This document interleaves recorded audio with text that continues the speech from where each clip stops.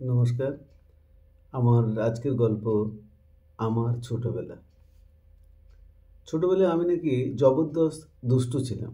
লোকে বলতো ছেলেটার বদমাশি সকলকে ছাড়িয়ে এক মুহূর্তে স্থিরতা নেই, ধুই ধুই করে নাচছে সারাক্ষণ। বড়দি রেডি থাকে কুকুর বাঁধার চেনটা কোমরের মধ্যে লুকিয়ে, আর সুযোগ বুঝে চাবুকের ঘা ঝাপাত ঝাপাত।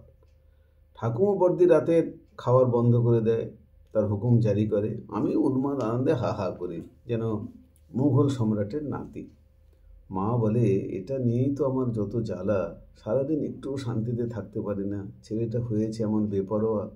পাড়ার বউরা বলাবলি করে, কি খেয়ে শুনলে যে ছেলেটাকে পেটে ধরেছিল ভগবানই জানে। মা আরও বলে, মেয়েগুলো আমার ভালো, কেন যে লোকে ছেলে ছেলে করে এত পাগল হয়। আমি একটু ভালো হওয়ার চেষ্টা করি, কিন্তু ভালো থাকতে দেয় না কেউ। কুন্ডি বুড়ি গাছের বড় আতাটা হাত থেকে কেড়ে নিল। কত কষ্টে পেড়েছে ওটা, কিন্তু ঠিক নজরে গেছে রাতের বেলাও। এত মোহ! ঠিক আছে, দেখা যাবে কার আতা আর কার গাছ। রাতের গভীরে একেবারে গোড়া থেকে কেটে ফেলেছি গাছটা। পরদিন সকালে সকলের সুরে সুর মিলিয়ে বললাম, তাই বলে গাছটা কাটা ঠিক না, আতা ফলটা না হয় মানা যায়, এটা ঠিক কাজ না। কুন্ডি কাকি কেঁদে কেঁদে বিছানায়। কচিদি ঠিক ধরেছে, এটা আমার কাজ। কানে কানে এসে বলেছে, আমি জানি এটা তোর কাজ। ঠিক করেছিস, যে কোনো উৎপন্ন জিনিসে ভাগ করে খেতে হয়, একা ভোগ করার নেশাটা ঠিক না। কচিদি একটা মানুষ যে আমার অন্যায়ের পাশে থাকে, সকলের মাঝে যে কোনোভাবে আমাকে বাঁচিয়ে আনে, আর বাড়ি এসে বলে, এটা ঠিক করিসনি। কাউকে আঘাত দেওয়াটা ভালো কাজ নয়। দেখেছিস কুন্ডিটার কি হাল হয়েছে? কচিতে আমার জ্যাঠতো দিদি, বয়সে 1-1.5 বছরের বড় মাত্র, কিন্তু জ্ঞানে আর ভালোবাসায় 1000 বছরের। একটু ভালো হওয়ার চেষ্টা করলুম এবার। সন্ধে হতে না হতেই হেরকিন জ্বালিয়ে বইপত্র নিয়ে বসলাম, পা হাত না ধুয়ে। বড়দি গলা বাড়িয়ে বলল, সূর্য কোন দিকে উল্টেছে আজ রে? মা বলল, একটু শুধরেছে মনে হয়। মেজদি বলে, বড় হলে ঠিক হয়ে যাবে। যত বড় বড় লোক দেখেছিস এই দুনিয়ায়, সব ছোটবেলায় খুব দুষ্টু ছিল। বিবেকানন্দকে দেখ না, 2-1 পাতা উল্টাতে না উল্টাতে মাথাটা কেমন গুলিয়ে যায়। রাঙা আকাশের বুকে স্বপনের ঘুড়িটা এখনও খাবি খাচ্ছে মুক্তির সন্ধানে। হাবলে আর খোঁড়া এখনও কলতলায় মার্বেল অথবা ডাঙ্গুলি খেলছে সমানে। ওদের পড়াশোনার কোনো চিন্তা নেই, যতটা হলো হলো। বাবা দাদার অনেক জমি জায়গা, আমার আবার দোষ কি? লোকে বলে সঙ্গ দোষ। ভালো সঙ্গটা পেলাম কোথায়? আমার তখন একটা আমরা তখন একটা বহু পুরনো পাকা বাড়িতে থাকতাম, ঠাকুরদাদার বানানো, সিমেন্টের জায়গায় কাদা দিয়ে গাঁথা ইটের দেওয়াল। আমাদের কাছে ওটাই ছিল অট্টালিকা। মামা বাড়িতে গিয়ে মাকে বলেছি বারবার, মা তোমার বাবার খোলার ছাদের ঘর, আর আমাদের দেখো তো কেমন পাকা বাড়ি। মামাকে বলো এবার একটা পাকা ঘর বানাতে। এই গরিবিটা না একটা বড় অভিশাপ। মা বকতো আর বলতো, চুপ করতো, মুখে শুধু বড় বড় কথা। নিজে যখন কিছু করবি তখন বুঝবি করাটা কত কঠিন, বলাটা ঠিক যতটা সোজা। মা বকলে মাসি কোলে নিয়ে মুড়ির ছাতু আর নাড়ু খাওয়াতো।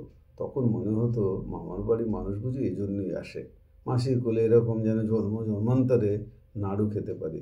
মাথার উপর পাকা ছাদ নেই তা কী হয়েছে? এদিকে আমাদের বাড়িতে মাথার উপর বড় ছাদ, ঠাকুমার কচিদি ছাড়া পুরো বাড়িটা আমার কাছে একটা কারাগারের মতো। বাবার সপ্তাহে একদিন অফিস থেকে বাড়ি আসে, আর বাড়ি এসেই এবার মাধব মাস্টারকে ঠিক করলো আমাকে পড়াবার জন্য। পঞ্চম শ্রেণীতে থার্ড হয়েছিলাম, আর ষষ্ঠ শ্রেণীতে এসে চতুর্থ। সুকুমার প্রায় দিন নাকি ওর বাবার সাথে মাঠে কাজে যায়, সেই সুকুমার আমাকে টপকে থার্ড।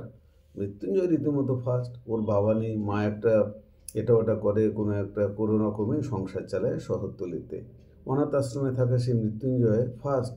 আমার সঙ্গে অবশ্য ওর বন্ধুত্বটা বেশি, কারণ দুজনে কবিতা লিখে চুপি চুপি আর দুজনকে শোনায়। ও লেখে, মা যদি বাবা হতো আর বাবা যদি মা, আর আমি যদি দাদা হতাম দাদাটা আমি, পৃথিবীটা নতুন হতো যদি মাধববাবু ডাক্তার হতো আর হরিপদ মাস্টার। কত না মজা হতো, মজা কতখানি। আমি লিখতুম, নিজেকে প্রকাশ করো, এই লজ্জা নয়, অহংকার নয়। আকাশের দিকে তাকিয়ে দেখো, নিজেকে কি সুন্দর মেলে রেখেছে সে, চাঁদ সূর্য তারায় আর মেঘে, কি সুন্দর প্রকাশ তার। বনানীর দিকে তাকিয়ে দেখো, নিজেকেও সাজিয়ে রেখেছে সবুজ লাল নীলে আর নানা রং বেরঙে। পরের লাইনটা মৃত্যুঞ্জয় ঠিক করে দিল, তুমি এমনিই সুন্দর যদি নিজেকে ঠিক প্রকাশ করতে পারো। আমি আবার তুমি কেটে আমরা লাগিয়ে লিখলাম, আমরাও ঠিক এমনি সুন্দর যদি নিজেকে ঠিক প্রকাশ করতে পারি। সেই মৃত্যুঞ্জয়কে বললাম, একটা কাজ কর, তোর থেকে 20-25 নম্বর আমাকে ধার দে, এবার পরের বার তোকে দিয়ে দেবো। সুকুমারকে যে কোনোভাবেই টপকাতে হবে, বড় প্রেস্টিজের ব্যাপার জানিস। তাছাড়া বাবা এবার কিছু একটা করবে আমার মনে হচ্ছে। অকৃত্রিম বন্ধুত্বে আর বাবার ছড়ির হাত থেকে মুক্তি পেতে দুজনে খসিল মাস্টারের কাছে গেলাম। খসিল মাস্টার আমাদের নম্বর ধার দেওয়ার যুক্তি শুনে বলল, এ তো খুব রোমহর্ষক মনোরম প্রস্তাব। পৃথিবীর ইতিহাসে এত এত চুক্তির কথা শুনিয়াছি, তবে এরকম বন্ধুত্বের আজব চুক্তির কথা শুনি নাই কখনো।